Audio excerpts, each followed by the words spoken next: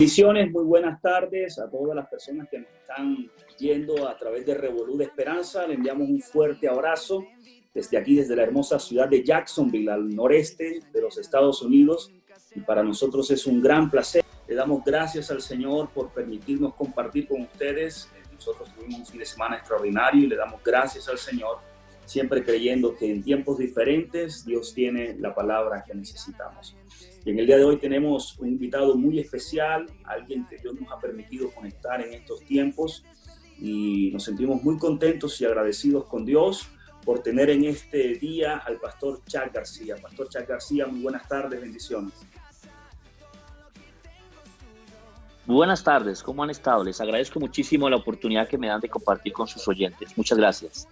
Para nosotros es un gran placer, pastor Chuck, que pueda apartar el tiempo. Sabemos que en estos tiempos hemos estado bastante ocupados, intentando reinventarnos en muchas áreas, pero también aprovechando toda esta nueva dinámica de las redes sociales para sembrar una semilla en el corazón de todas las personas que nos están escuchando, y de paso le agradecemos a todos los que están conectados en las diferentes plataformas. Pastor Chuck, sabemos del trabajo que usted viene realizando, el ministerio que carga en sus hombros, y bueno, es parte también de lo que queremos conversar un poco, comenzando por hacer una pregunta que es un poco incómoda, pero necesaria. ¿Quién es Chuck García? El pastor Chuck García, ¿quién es? ¿Cómo se formó ministerialmente y dónde está trabajando en este momento? Bueno, yo soy un predicador del Evangelio. Yo trabajo para Jesucristo. Soy pastor de la iglesia Home Ministries. Estoy casado con una bella niña, se llama Mila García. Y tengo 3 bebecitos, la mayor se llama Shaya, el del medio se llama Benjamin y el pequeñito, el bebé, se llama Aaron. Y estamos radicados en este momento aquí en Bogotá. La pandemia nos dejó en Bogotá un buen tiempo, pero tenemos una iglesia también en Miami y estamos trabajando con algunos lugares nuevos en México y en Nueva York y en Los Ángeles. Sí, pero bueno, se puede decir que voy y vengo de Estados Unidos a Colombia, Estados Unidos a Colombia. ¿Sí? ¿Cómo empezó mi ministerio? Bueno, el Señor me apartó desde el vientre de mi madre, aunque yo no me hubiera dado cuenta, pero empecé a trabajar porque en realidad no tenía a dónde llevar las personas que yo alcanzaba. ¿Sí? Yo soy rockero y tenía una banda de metal y hacía cine y televisión. Entonces, en cada lugar donde íbamos predicamos a Jesús, gente se convertía o gente quería saber más de Dios y era imposible llevarlos a una iglesia tradicional. Era bien difícil. Entonces, bueno, con la ayuda de mi pastor es norteamericano, se llama John Romick, él viene de Tulsa, Oklahoma, de los ministerios de Rema. Con la ayuda de mi pastor me entrenó, me capacitó, yo estudié para pastorear, para ser un ministro.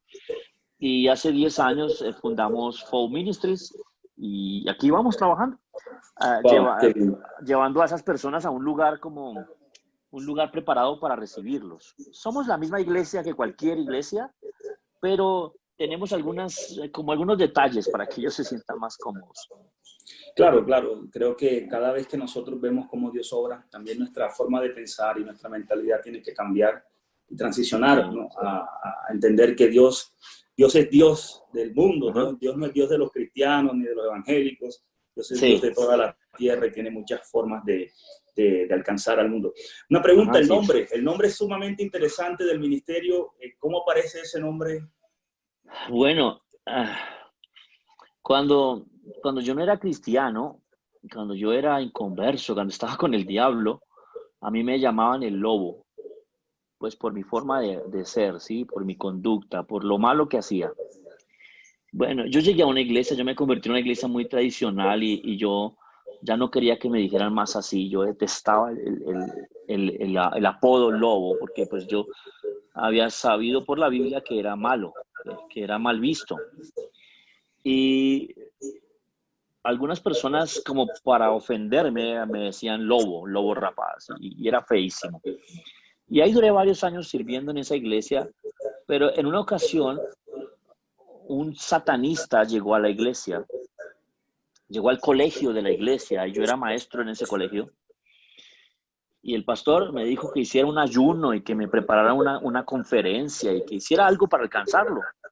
que no lo echáramos, sino que lo ayudáramos. Y además también que ayudáramos a las personas que estaban alrededor, que estaban siendo influenciadas por este joven satanista.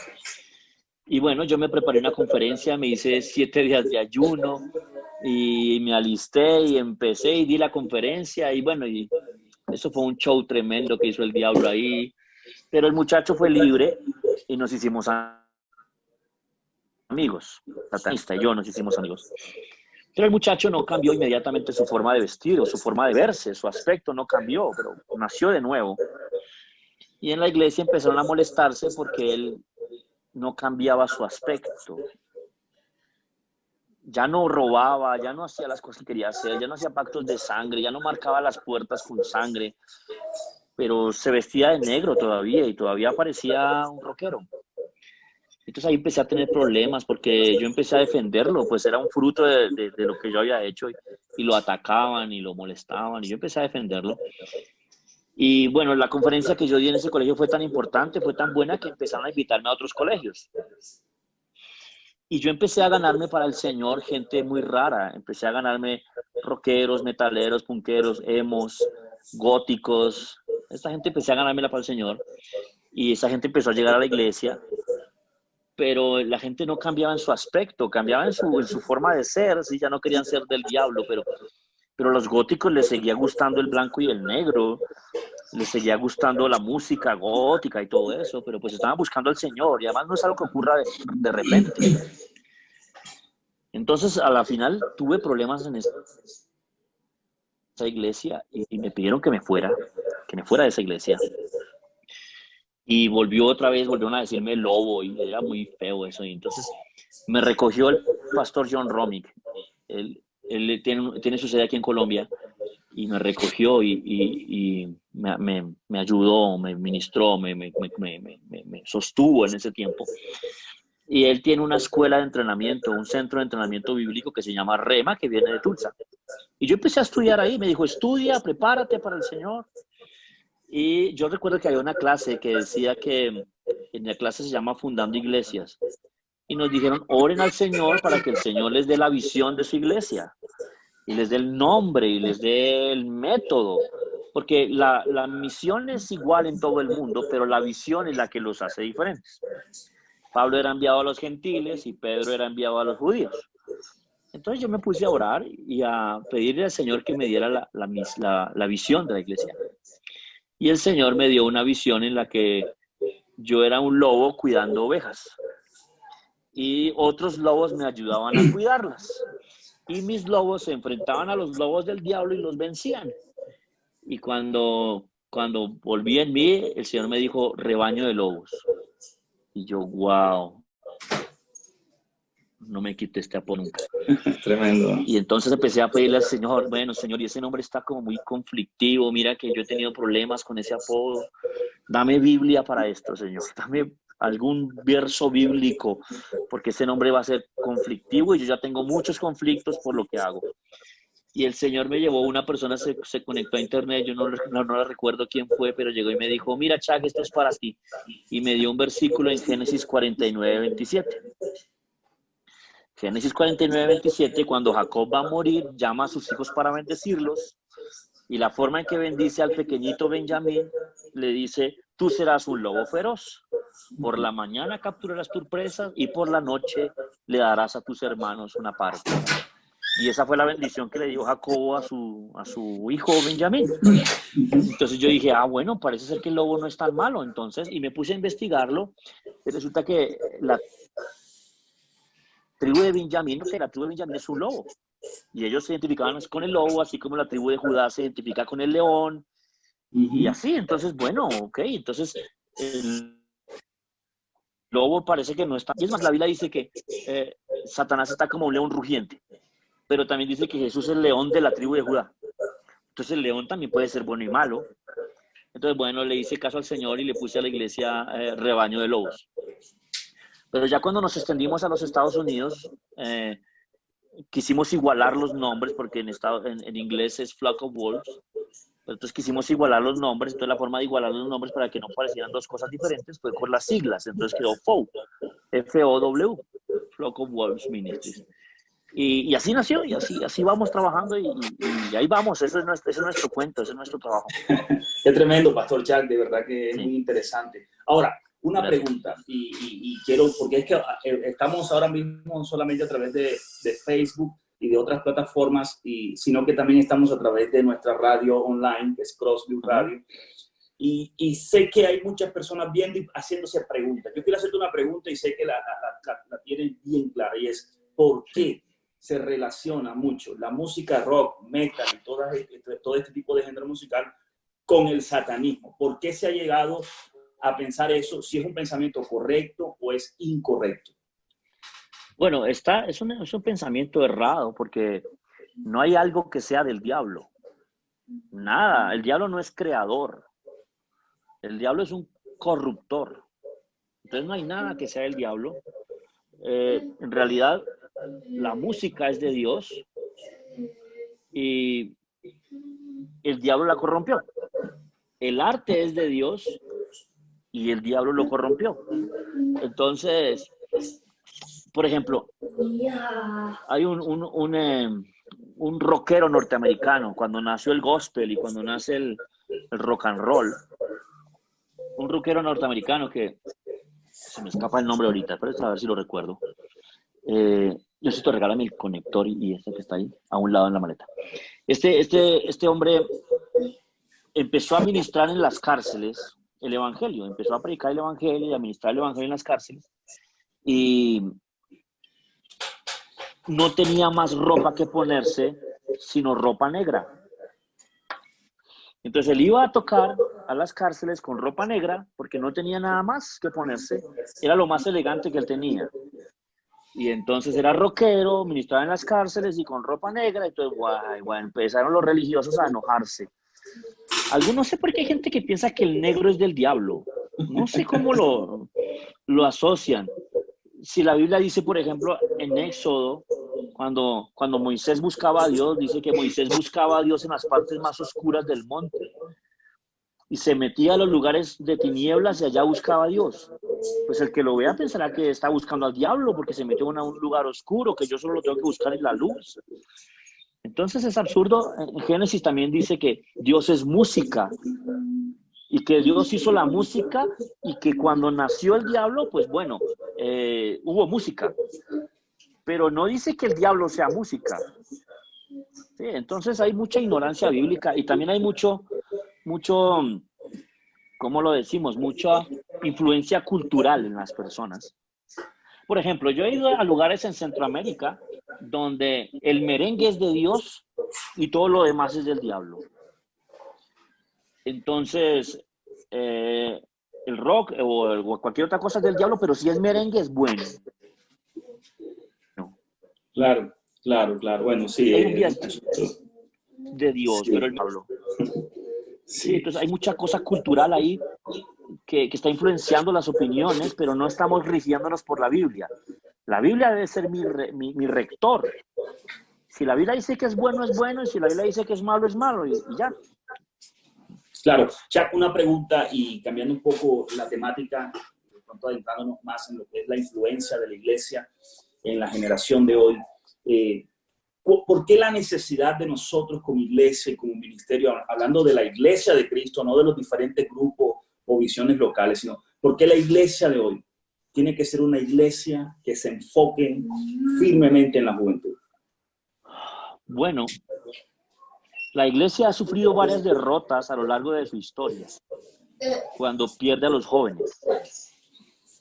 Entonces, la iglesia perdió a Elvis Presley. Elvis Presley se apartó y Satanás lo usó como quiso, y Elvis Presley hizo mucho daño. Y al final de sus días volvió a Jesús, pero ya estaba tan drogado, ya estaba tan dañado que murió pronto. Y perdimos a Elvis Presley.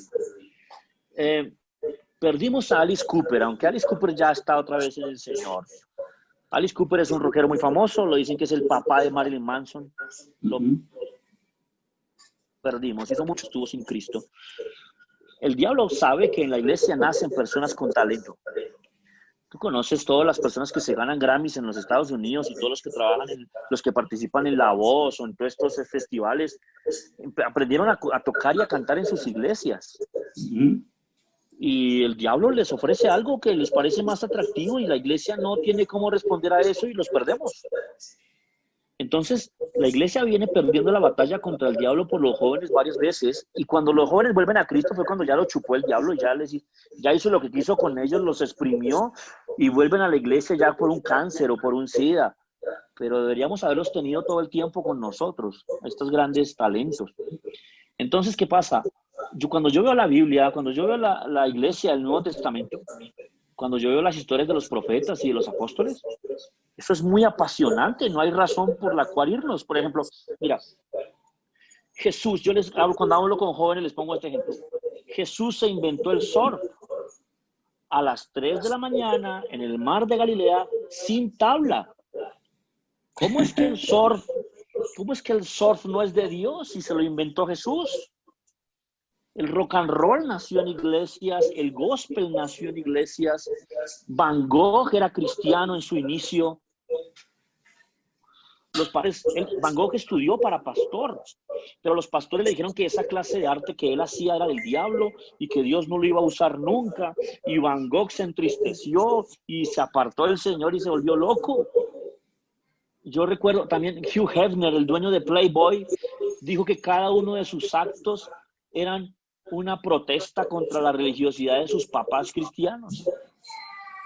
Katy Perry dijo que ella hacía esa música porque sus papás se la prohibieron todo el tiempo. Entonces, como sus papás le prohibieron todo el tiempo, le dio más curiosidad y ahora la hace para... Hemos perdido a nuestros jóvenes porque nuestros jóvenes no ven poder en la iglesia. Imagínate, el Señor mismo bajó a tomarse una selfie con Sadrach, Mesach y Abednego en el horno de fuego. Sí, Jesús dejó de andar en querubines y en nubes para venirse a esta tierra y andar en burro y usar pañal. No hay nada más hippie que eso, no hay nada más wow que eso. Pero nuestros jóvenes no están viendo eso, nuestros jóvenes ven las iglesias como aburridas, como sin sentido. Aquí en Bogotá, yo les digo que las iglesias parecen una notaría. Una notaría es un lugar donde uno va a hacer documentos públicos y no tiene nada de acogedor.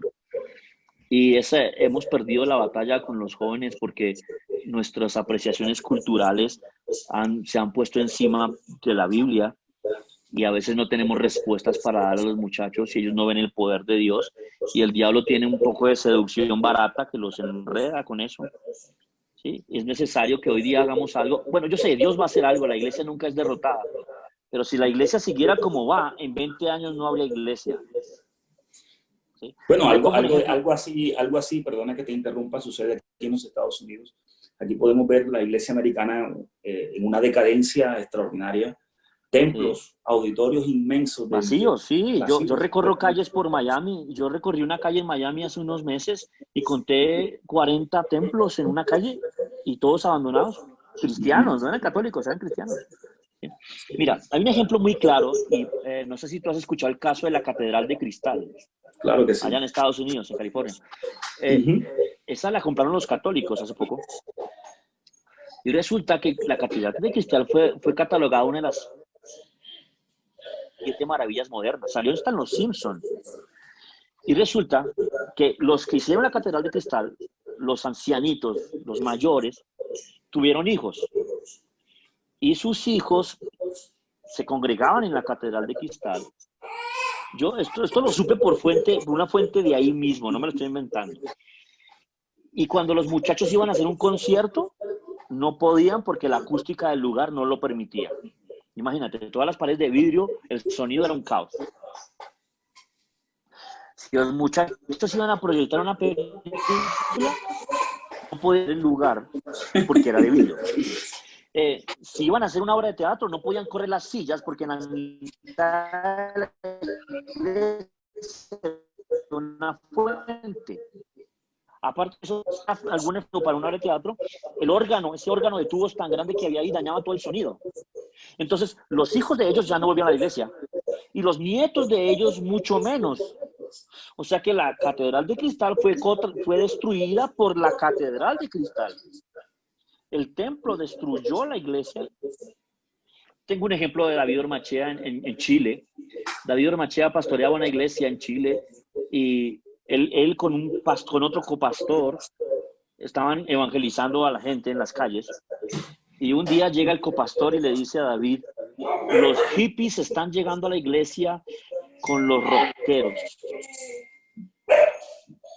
con pantalones en pantalones y están rompiendo las sillas. Le pregunta a David Ormachea, ¿qué hacemos? Y David Ormachea le dice, ¿qué? ¿Quieres que eche a los hippies? No, cambiamos las sillas, pero no vamos a echar a los hippies. Parece ser que el otro pastor estaba diciendo estaba proponiendo que le dijera a la gente que se cambiara la ropa porque estaban rompiendo las sillas con sus taches. Y a veces hacemos eso, a veces preferimos la cultura, la comodidad, preferimos lo que nos gusta a nosotros que las almas. Y eso es terrible y eso es lo que ha pasado en muchos lugares. Me han querido evolucionar unos meses, unos años. Yo estaba en una iglesia, en una conferencia para punqueros y para emos. Estaba en una conferencia diciendo a la iglesia cómo alcanzar estos nuevos grupos. Cuando había emos todavía, los emos ya no están. Y un pastor que me estaba escuchando me dijo, bueno, en mi iglesia yo no tengo ese problema, pero si quieres venir a dar una enseñanza, yo te invito. Y yo, bueno, está bien, yo fui. Y él me decía que en su iglesia no tenía ese problema, pero cuando me reuní con sus muchachos, encontré como 4 subculturas entre ellos. Y el pastor ni sabía que esas subculturas existían y que él los tenía ahí adentro. Entonces, a veces pasa eso, que, por ejemplo, yo recuerdo que en los Estados Unidos, cuando empezó la televisión, el gobierno norteamericano llamó a los pastores y les ofreció frecuencias de televisión a las iglesias. Las iglesias le dijeron que no, que eso era del diablo. Y ahora tenemos que pagar millones de dólares para poner un comercial en una emisora, en un canal de televisión que fue ofrecido primeramente a las iglesias.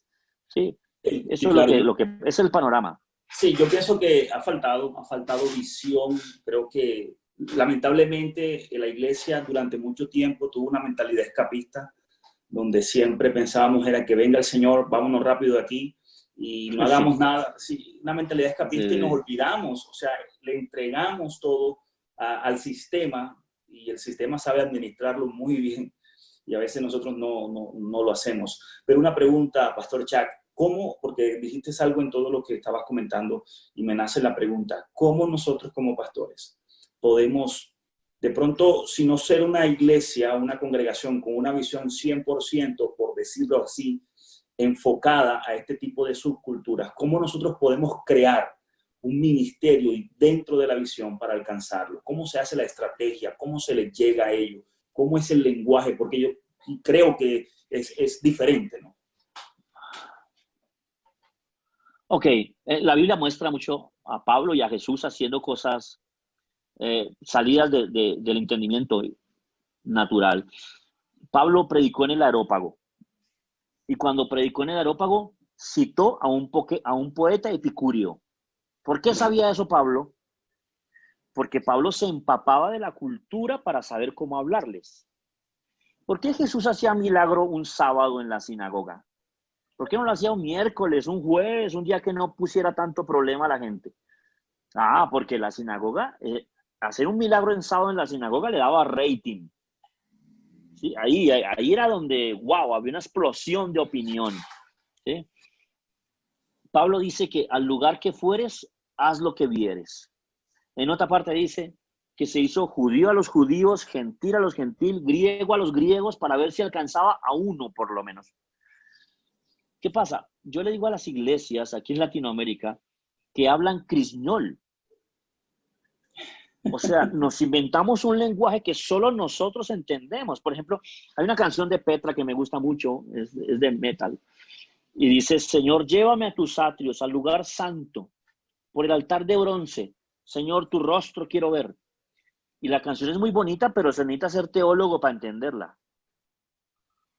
¿Y qué pasa? Una persona que está llegando a Cristo no sabe nada de Dios, solo sabe lo malo que le han dicho de Dios. Necesita un mensaje comestible, fácil. Necesita un mensaje digerible. Necesita helado con galletas. Había un predicador norteamericano que se llama Samuel Wilkerson, el papá de David, el abuelo de David Wilkerson. Tú sabes que David Wilkerson fue el que evangelizó las pandillas en Nueva York, a los Mao Mao. Correcto, sí. Y donde se ganó a Nicky Cruz y a Richie Ray, Bobby Cruz y todo eso. Okay. Correcto. Samuel Wilkerson decía una cosa que me traspasó, lo recuerdo siempre. Dice, a los jóvenes hay que alcanzarlos como a un perro de la calle. Entonces se escandalizaron los que lo oyeron. Yo digo, mire, un perro de la calle viene con un hueso, roído y masticado, es su tesoro, no tiene más. Un pedazo de hueso que se robó por ahí en alguna tienda. Y si tú intentas quitarle ese hueso, te va a morder la mano. Él no tiene nada más, solo tiene ese hueso, ese es su tesoro. Pero si le ofreces un chulete de carne, si le ofreces un chulete de carne con gordito por un lado, blandito, delicioso, ese perro suelta su porquería de hueso y se viene detrás de ti por la carne. Eso hacía Jesús. Uno mira que milagros, la multitud llegaba y les predicaba el evangelio. ¿Sí? Entonces, ¿qué nos toca hacer? Nos toca ser atrayentes, nos toca hacer influencia, nos toca ser contemporáneos, nos toca ser actuales. Tenemos que conocer el mercadeo, cómo funciona el mercadeo. Imagínate que Coca-Cola nunca ha minimizado su presupuesto para publicidad, nunca. Ni siquiera durante la Segunda Guerra Mundial, Coca-Cola minimizó su presupuesto para publicidad. Y las iglesias no tienen presupuesto para publicidad. Ni siquiera saben que es un presupuesto para publicidad. ¿Por qué? Porque no les interesa publicitarse, porque piensan que la gente va a llegar sola. Y no es así, no es así, no es correcto. El amor por las almas lo hace uno pensar en cosas. Es cierto, ¿no? ¿Cómo le hablo a este? Sí, ¿Cómo le hablo a aquel? Alguien dijo, perdona que te interrumpa, que el presupuesto habla de cuál es tu prioridad, ¿no? Y la verdad es que aún, ahora que estamos hablando de los jóvenes, hace un par de años estuve en una conferencia y una de las cosas que se estaban ventilando era que el presupuesto más bajo que tenían las congregaciones era el rubro de los jóvenes, o sea, invertir en ellos. Y yo creo que eso es triste, ¿no? Porque Pastor Chuck, estamos viendo las tasas de suicidio dentro de la juventud en porcentajes es escandaloso esto. Y lastimosamente nosotros estamos enfocándonos, y no está mal, pero es más difícil mudar un concepto establecido de una persona adulta que sembrar una semilla en una generación joven. Y nos enfocamos en las personas adultas que muchas veces tienen 20 y 30 años en una congregación y los ves igual, no cambian. Y hemos evitado a esta juventud. ¿Cómo ser una iglesia generacional, Pastor Chuck García? ¿Cómo no pasar a ser como los dinosaurios y ser una iglesia que se va renovando generacionalmente? Mira, una cosa que yo descubrí es que las iglesias no invierten en jóvenes porque me pasó, cuando yo empecé mi iglesia, yo tenía solo muchachos y era dificilísimo sostenernos porque ellos no ganaban sino lo de sus buses, lo de sus transportes. Dios mío, y yo ahí entendí, de razón, no les ponen cuidado por diezmar. Mira, hay plan para ejecutivos, hay plan para papás, hay plan para mamás, hay plan para empresarios y todo esto. ¿Y qué pasa? No hay plan para jóvenes. Y es que muchas veces, yo me enteré, aquí una iglesia muy grande en Bogotá, yo me enteré que el esfuerzo lo hacían en los grupos donde había más diezmos. Entonces también hay algo de amor al dinero ahí, hay algo de oportunismo ahí que nos tendríamos que evaluarlo. Y lo que me parece importante, y es que si yo tengo en mi corazón el deseo de cumplir la gran comisión, me veré obligado a reinventarme en la situación. Entonces, por ejemplo, encontré a un millennial, y yo veo que el Señor me carga en mi corazón por ese muchacho y veo que va a ir para el infierno y veo que está destruyendo su vida y está engañado por Satanás y me arde el corazón y lo quiero salvar y me pongo a pensar, ¿cómo le hablo?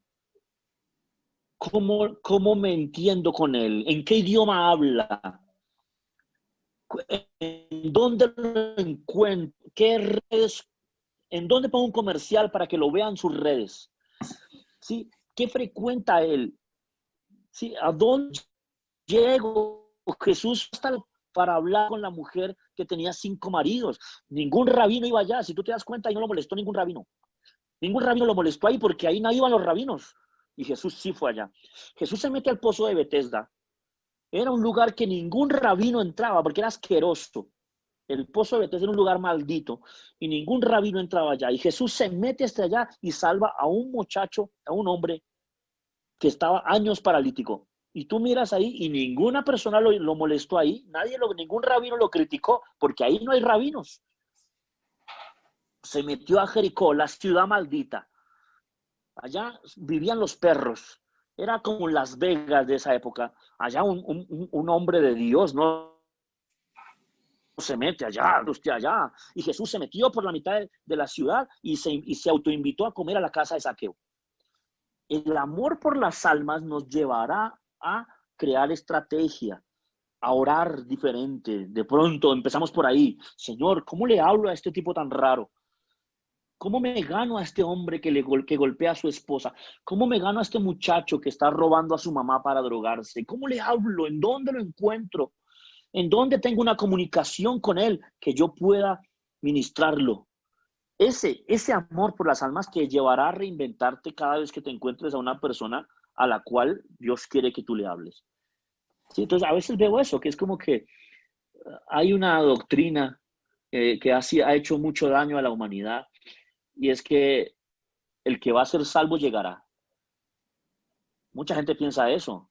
Sí, claro. El que va a ser salvo llegará. Y Jesús no dijo eso. Dijo, ir por todo el mundo y hacer discípulos. No dijo, quedémonos aquí, que aquí llegarán. No. Jesús dijo, id.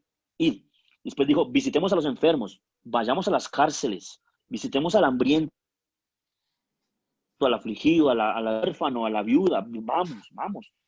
Hacer eso nos lleva a reinventarnos. Además, mire, yo le pregunto a la gente, a veces a mí me llaman mucho a conferencias de este tema. Pastor, ¿cómo hacemos para llegar a la gente? Y yo les digo a los pastores, bueno, ¿cuál es su competencia? Dicen, ¿cómo así, pastor? Sí, ¿cuál es su directo competidor? Y a veces me nombran a otro pastor. Y yo les digo, no, imagínate. Y yo les digo, no, mi directo competidor es MTV. Mi directo competidor es Nickelodeon, es Red Bull. Mi directo competidor es Monster. Ese es mi directo competidor. A ese es el que me le voy a poner al lado a ganarle atención. Entonces, ¿cómo hace Red Bull para ganar a los jóvenes? ¿Cómo hace Red Bull para que todos los skaters, los bakers, los rollers y todos los que se deslizan, cómo hace para que ellos le pongan atención? Listo, vamos, me les meto. Y me meto con Red Bull. ¿Cómo hace MTV para generar cultura? ¿Cómo hace MTV para corromper tanto a los muchachos? Bueno, a ver, me les meto por ahí. Porque ellos son mis competidores, mi competencia. O sea, ¿quién está ganando más gente que yo? Voy para allá. Si tuviéramos a Pablo ahorita, no estaría buscando predicar en el Areópago. Tal vez Pablo sería un influencer. Es posible. Tal vez sería un youtuber famoso. Si tuviera a Lutero ahorita, tal vez no estaba clavando sus tesis en la Catedral de Gutenberg, tal vez estaba poniendo ideas en un blog, tal vez estaba generando, no sé, alguna especie de red social de protesta, no sé, algo estaba haciendo él.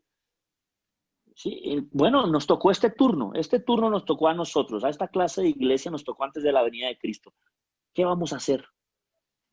¿Cómo cumplo la comisión? Porque que Jesús vino fue a salvar a la gente, no a darnos casa, carro y beca. Ojo, vamos a tener casa, carro y beca, obvio, eso es añadidura, pero Jesús, el negocio de Dios es salvar gente.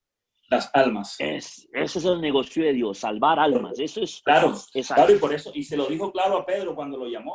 A Pedro le dijo, a partir de ahora serás pescador de hombres. O sea, exacto, tu producto eran los peces, pero mi producto son los hombres. Entonces, le cambió el producto. Sin lugar a dudas, Pastor Chuck, yo creo que durante mucho tiempo hemos sido una iglesia que espera y no una iglesia que va. Y ese cambio de mentalidad es lo que traerá la multiplicación y que realmente seamos una iglesia de influencia, como lo dice la palabra, que seamos ese poquito de levadura, pero que leuda toda la masa cuando entra en ella.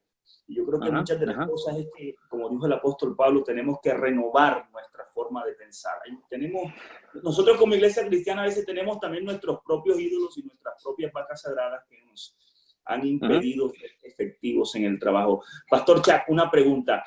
¿Cómo Dime. nace Hijos en la Mira? Esto está siendo un boom en todos los lugares. En el caso nuestro en la radio ha sido una gran bendición. ¿Cómo nace Hijos en la Mira y por qué nace? Pues resulta que llevo tanto tiempo trabajando con muchachos que a veces los papás estropeaban todo. O a Eso veces merece los un aplauso. papás Eso merece no un sabían aplauso. cómo... Espérate, no, Sí. increíble. Acabas de dar, como mi papá tenía un dicho que decía, acabas de dar en el clavo, hermano. Sí, sí, a veces los papás me echaban a perder todo. Y es que resulta que la Biblia dice que en los postreros días volverá el corazón de los padres a los hijos y de los hijos a los padres. El primer mandamiento es un mandamiento con promesa. Honra a padre y madre para que le vaya bien a tu hijo y seas de larga vida. Entonces descubrí que si los papás no me ayudan con esto, no lo vamos a lograr. O sea, si yo no logro que el hijo honre al papá, la maldición sigue ahí, porque dice, honra padre y madre para que te vaya bien. O sea que si lo deshonras, te va a ir mal. Entonces, en mi afán de ayudar a los muchachos, descubro que me toca unir fuerzas con los papás. Y para poder unir fuerzas con los papás, pues tocaba educarlos, reenseñarles. Mire, ¿qué me pasaba aquí? Cuando me evangelizaba un muchacho, el muchacho me decía, bueno, te pareces mucho a mi papá todavía. Y cuando me le presentaba a los papás, te pareces mucho a mi hijo todavía. Y estábamos en dos situaciones tan apartadas. Entonces, yo tengo una labor, es bien rara, y es que los papás se acerquen un poquito y los hijos un poquito, y aquí que se estrechen. Entonces me toca que ambos cedan. Ambos tienen que ceder, porque si no, nunca se van a encontrar en medio. Entonces el papá tiene que acostumbrarse a diferentes géneros musicales. El papá tiene que acostumbrarse a diferentes cambios en la moda. Obviamente nada que sea pecado y nada que ofenda a Dios, porque pues Dios está primero. Sería yo un necio si agrado a los hombres antes que a Dios, ¿listo? Y los muchachos tienen que bajarle un poquitico a la llegada tarde. Llegue más temprano, mijo. Y el muchacho tiene que ser responsable, tienda su cama, recoja sus medias, venga, no le dé tanto problema a su papá. ¿Sí? Y entonces los voy trayendo hasta la mitad a ambos. Pero no se podrá hacer un trabajo con los muchachos completo sin los papás. Porque resulta que cuando ese pasaje, cuando Jesús está ayudando a un muchacho, que los discípulos no pudieron, no sé si has leído que los discípulos no pudieron echar fuera un demonio al muchacho y se armó tremendo escándalo. Y el papá le dice al muchacho, a Jesús, si puedes, ayúdame. Y Jesús se le emberraca, Jesús se le pone serio y le dice, ¿cómo que si puedo? Al que cree todo es posible. Entonces el papá reconoce, ok, sí está bien, ayúdame a mi incredulidad. Cuando el papá reconoció eso, Jesús pudo ayudar al muchacho. Antes no. Cuando Jesús resucita a un muchacho, hijo de una viuda, la opinión menos importante era la del muchacho. La opinión era la de la viuda que estaba llorando. Pasa hoy día igual. Las autoridades siguen estando iguales. Los papás siguen siendo la autoridad de la casa. Yo no me puedo pasar por encima de la autoridad de un papá. Entonces necesito aliarme con los papás para poder ayudar a sus hijos. Entonces por eso nace Hijos en la Mira. Primero que todo para que los papás empiecen a escuchar a un chino mechudo tatuado a ver qué es lo que dice. Si logran aceptarle el consejo a un mechudo tatuado, van a ver a sus hijos de otra forma. Y esos son los testimonios que yo recibo constantemente. Me dicen, ay, yo no sé, pastor, usted es tan raro, pero yo veo que Dios lo usa, entonces de pronto mi hijo no es tan malo. ¿Sí? Y eso es lo primero que estamos logrando hacer, que el papá, por el amor que tiene por su hijo, se deje ayudar de nosotros. Recibimos críticas por montones, gente se molesta mucho, pero también recibimos muy buenos resultados y es lo que nos tiene trabajando en esto. Porque también recibimos papás que, una mamá me decía hace algunos días, Ay, pastor, yo he sido tan religiosa, todo lo que mi hijo hacía era malo, todo lo que mi hijo hacía era feo, y lo saqué corriendo de la iglesia, pastor, perdóneme, ¿qué hago ahora para ayudarlo? Y es que ese es un Sí, gran problema, entonces, Pastor Jack, disculpa que te interrumpa, es un gran problema porque cuando algo sucede y comienza a fracturarse la relación padre-hijo, lo primero que hace el padre es sacar al hijo de donde no debe sacarlo, que es de la ajá, iglesia. sí, O sea, sí, pareciera ser que el punto donde se está haciendo las cosas mal es en la iglesia y lo que sí. hace es crear una barrera, una separación. Y más adelante, pues, estamos, porque yo tengo una hija de 14 años, estamos arrepentidos buscando reparar algo que nosotros mismos violentamos. Ajá, exacto. Mira que si el muchacho se la va a pasar haciendo nada, que lo haga en la iglesia. Correcto. Si el muchacho va a perder el tiempo y se la va a pasar jugando, que lo haga en la iglesia. Pero como no, la iglesia no es para eso, entonces se va a hacerlo al mundo y lo perdemos. ¿Sí? Yo necesito que esté ahí, que yo lo pueda ver, marcación hombre a hombre. ¿Sí? Entonces a veces me llegan con sus ideas locas. Pastor, quiero hacer esta canción. Bueno, hagámosla. Ven, yo te ayudo.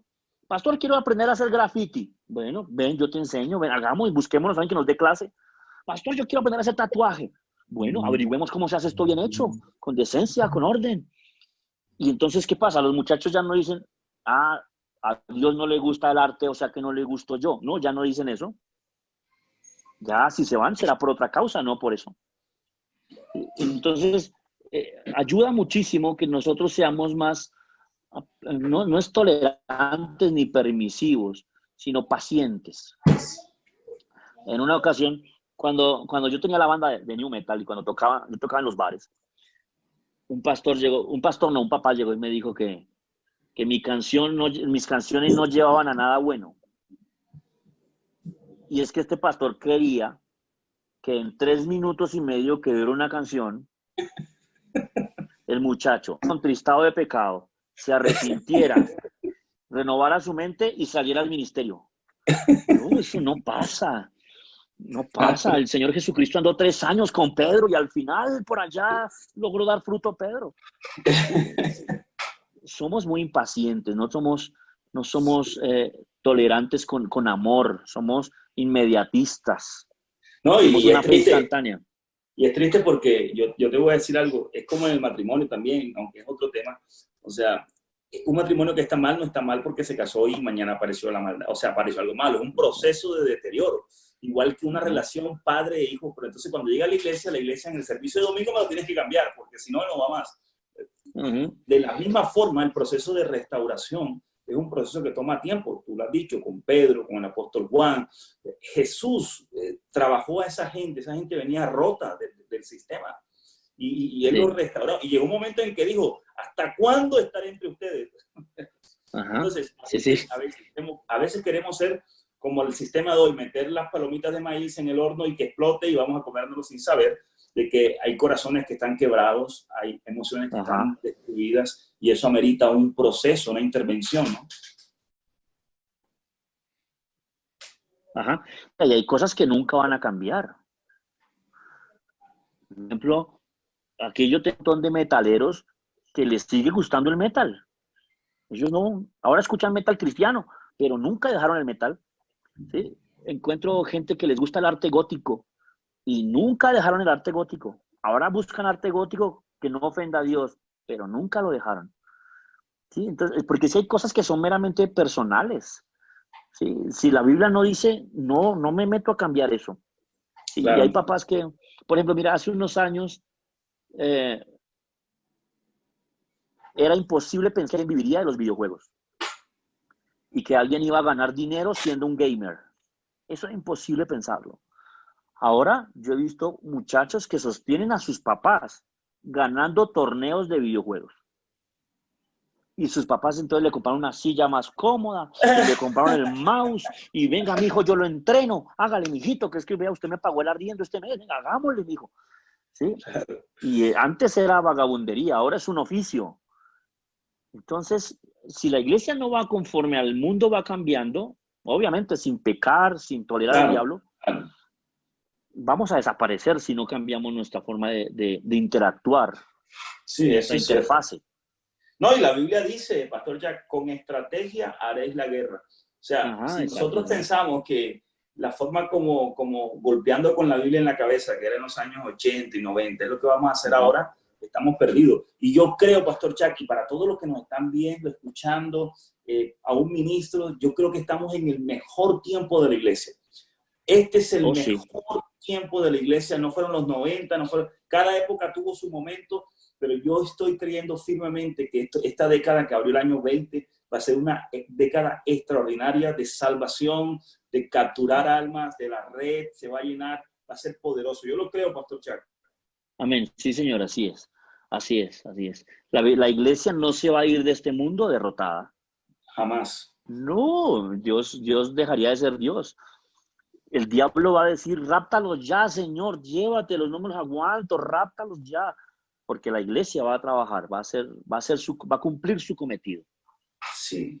Pastor Jack, y para ir terminando, tengo una pregunta. Sabemos que hay un gran problema dentro de nuestros jóvenes y que ha venido acrecentándose cada día, y es el problema de la depresión. Nosotros sabemos que Okay. hay problemas químicos que en el cuerpo que también traen consigo eso, pero también hay asuntos almáticos, espirituales.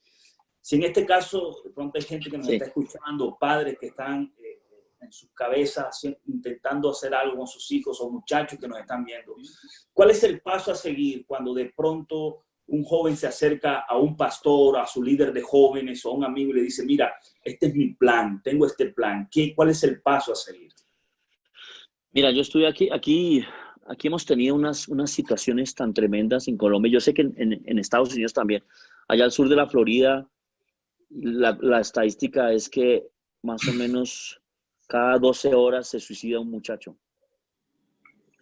Entonces es terrible. Aquí en Colombia hemos tenido unos casos y hay unos muy cercanos a mí. Hay un pastor amigo que uno de sus líderes, sus dos hijos se suicidaron hace unos días.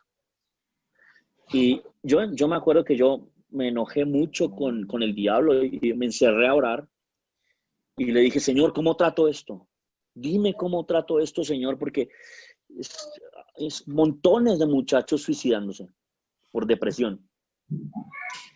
Y el Señor me llevó al pasaje del joven que se lanzaba al fuego y se lanzaba al agua, que le daban ataques y se lanzaba al Claro. fuego y al agua, como dice la Biblia. Yo le dije, Señor, esto es, y llega y me dice, el Señor me dice, son demonios. Me dijo, ahí era un demonio, lo eché fuera y el muchacho quedó sin ganas de matarse. Me dijo, haz lo mismo. Y yo sé que hay una situación clínica comprobada. Yo sé eso. Pero el Señor me habló algo y me dijo, todo es causado por demonios, sea clínico o sea mera sugestión. O sea, la enfermedad mental que lleva a la depresión también es causada por el diablo. Es real la enfermedad mental, se verá en los exámenes, pero también es causada por el diablo. A veces atacamos la enfermedad mental, pero no el origen. Y todo tiene un origen. Si uno mira un joven deprimido y un joven con ganas de morirse, su característica, y lo he logrado ver como un 80%, es que ha visto muchos problemas familiares, muchísimos problemas familiares. Entonces, hogares vienen de hogares destruidos, vienen de hogares deshechos. La mayor cantidad de jóvenes que han buscado suicidarse vienen de hogares destruidos. En realidad, el porcentaje de un joven que se quiera suicidar teniéndolo todo es mínimo.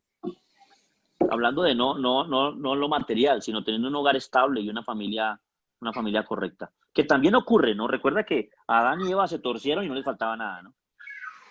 Pero la gran constante es que vienen de hogares con conflicto, ¿sí? O, por ejemplo, hace algunos días vi que los satanistas están tratando de poner mensajes suicidas en la programación infantil de YouTube. Wow, tremendo. ¿Sí? Y eso está comprobado ya, eso ya está, hay documentales en Netflix mostrando eso. Entonces, ¿qué pasa si la Biblia dice, el Señor me dio una palabra para eso? Porque aquí en mi iglesia un joven se suicidó.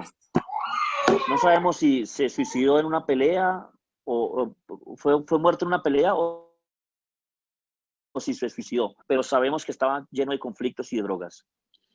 Cuando yo estaba orando por este muchacho, cuando todavía estaba vivo, el Señor me dijo, porque hicimos de todo, ayunamos, lo encerramos, hicimos tratamiento, todo, y el muchacho no salía. Y yo le dije al Señor, le dije, Señor, ¿qué pasa? No pasa nada. Yo sé que tú eres poderoso, pero este muchacho no sale de ahí. Y el Señor me dijo, no busques más en él, busca en ti. Y yo le dije, Señor, ¿yo? Me dijo, no, ve y le dices eso a su papá. Y yo, oh, Dios. Pues intenté hablar con el papá y el papá nunca me atendió. Él le parecía imposible que un muchacho más joven que él lo pudiera aconsejar en algo. Aparte de eso, el joven venía consumiendo drogas desde muy pequeño, pero los papás, por no quedar mal en la iglesia, lo escondieron. Nunca decían nada, hasta que ya se salió de las manos y todo el mundo lo notó.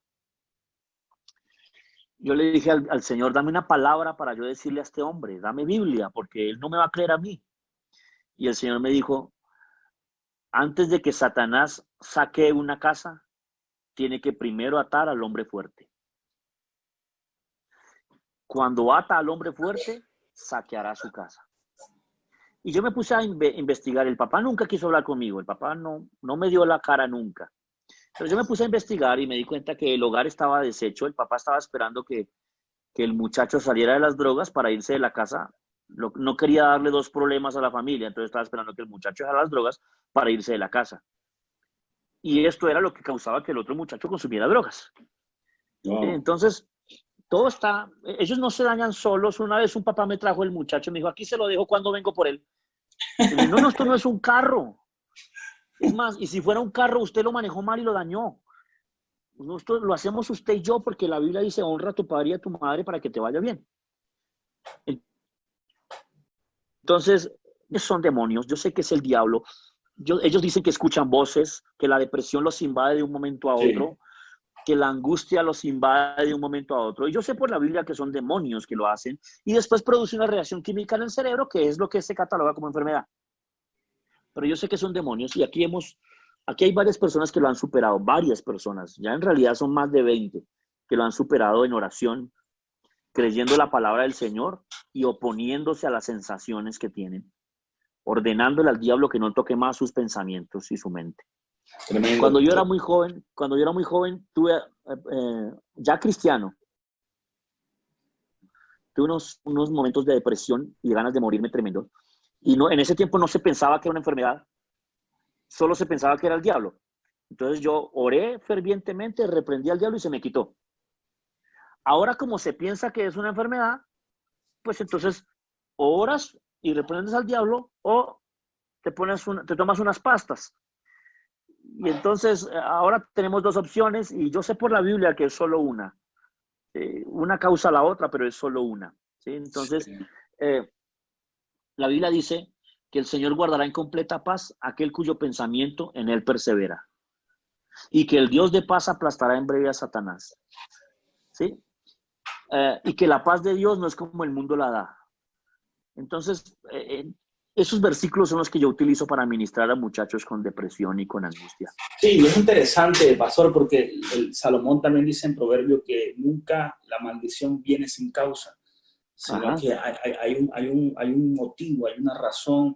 Muchas veces nosotros como padres venimos arrastrando maldiciones generacionales, que es otro asunto. Ya hay ministros que no creen en las maldiciones generacionales. Yo creo que hay que ministrar eso. Es un pensamiento mío, lo hago, porque hay cosas que hay que romper. Porque hay muchachos que su inocencia y ellos inocentes y sus padres con inocencia espiritual hacen pactos, entregan a sus hijos, una cantidad de cosas, y en el mundo espiritual nada es inocente. Lo que hiciste se hizo, y nada más que hacer. Y me llama mucho la atención el hecho que digas de que es la oración. Yo también estoy de acuerdo con eso.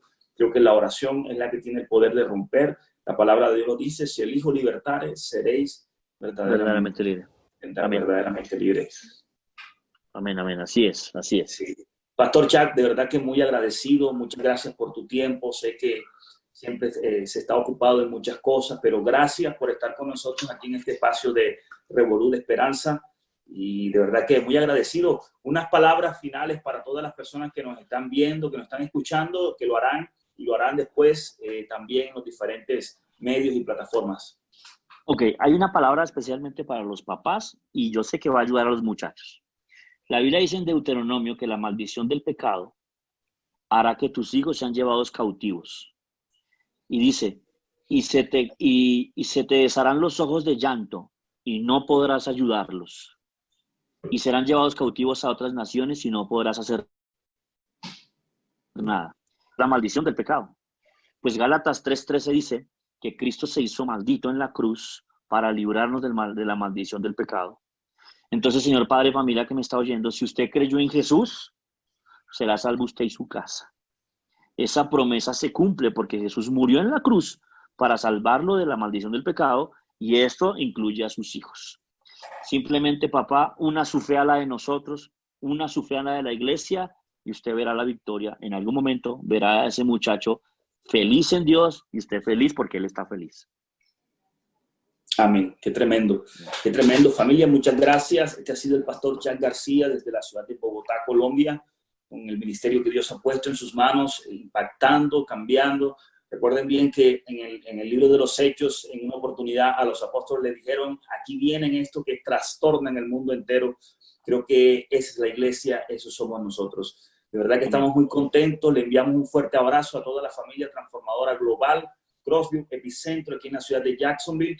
Y les amamos, les enviamos un fuerte saludo. Nunca olviden, jamás olviden que somos transformados para transformar. Pastor Jack, muchas gracias, fuerte abrazo.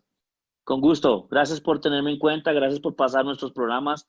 Mejor dicho, ustedes me alegran la vida, ver que nos escuchan tan lejos. Gracias.